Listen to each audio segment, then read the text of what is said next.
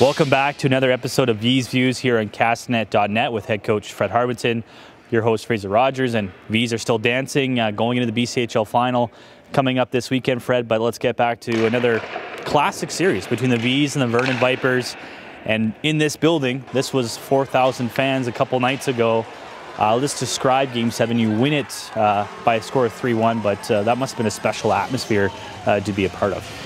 Yeah, no, absolutely. Well, you know, in the first round, we kind of went through the same type of situation, so we were able to draw in that going into Game 7 of this round against Vernon. Obviously, the stakes are higher every time you move forward, and you know, we talked to our group about, you know, these moments don't come around every day, and they're the kind of moments that you want to look back on with fond memories maybe 20 years from now. So, you know, clearly I thought our guys,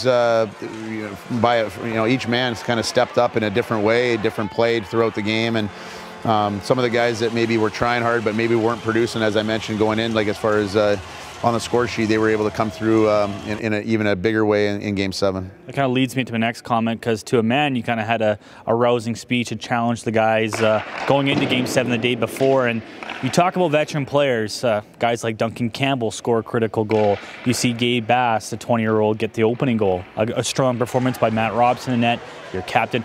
On the score sheet, it was a lot of veterans and 20-year-olds that stepped up in Game 7. Yeah, we had a pretty intense, I guess, passionate discussion on the Sunday, and you know, the biggest thing that, you know, I think everybody in Penticton needs to know is that there's not a guy on our team that doesn't care. I mean, and I needed you know, try to, you know, as a coach, you try to find different ways to push that extra out of each guy, or push that button at the right time, and it's not always about, you know, tearing them down. It's about trying to pump them up, and about trying to get them to see what else they have within them. And I think we were able to do that as a staff, and I thought a lot of guys responded extremely well for that seventh game.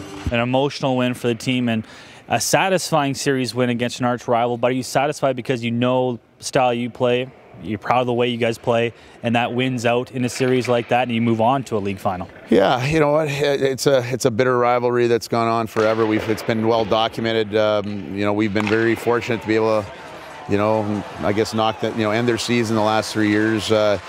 We've had a lot of motivation. You know, they play a different style than we do. You know, a lot's been made of it.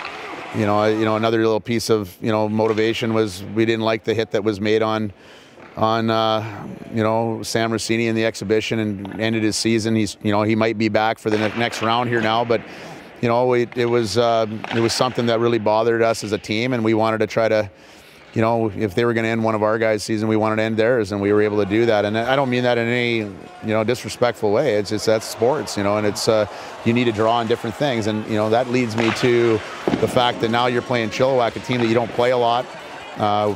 Everybody seems to dislike or hate, whatever you want to call the Penticton Vees. We need to find a way to have some dislike for the Chilliwack Chiefs, because it was easy to get up for merit.